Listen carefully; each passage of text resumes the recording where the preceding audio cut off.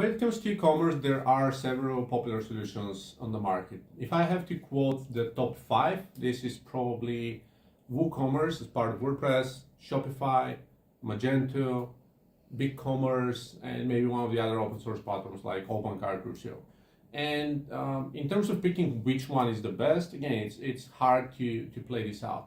Normally, when we look at the best platforms, we start top to bottom in terms of popularity, in terms of market adoption, and also keeping into account the growth curves as well. Why? Because when it comes to growing an e-commerce business, it's important to understand the ecosystem. It's important to understand the short-term and long-term needs.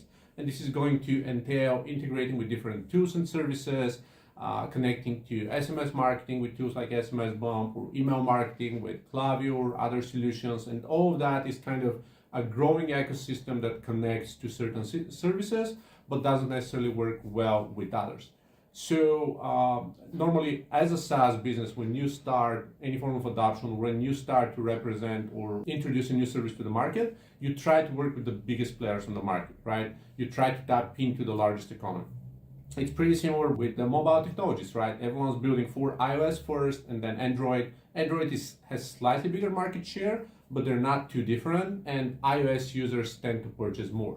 So most people and kind of most businesses start with iOS due to purchasing power, then Android, and then nobody really cares about the Blueberries or Symbians or anything else that represents the market. So it's similar with e-commerce technology. So if I have to focus on the two main ones, it is WooCommerce and Shopify as the two main business solutions. Shopify for specific businesses just starting out or growing from scratch, or specific brands that only entirely focus on e-commerce and D2C, great opportunities. Drop shippers also see great results from Shopify. And WooCommerce for more established multinational franchises, for businesses that also rely on subscriptions or affiliates, referral programs, or need a broader CMS on top of the e-commerce offerings they have.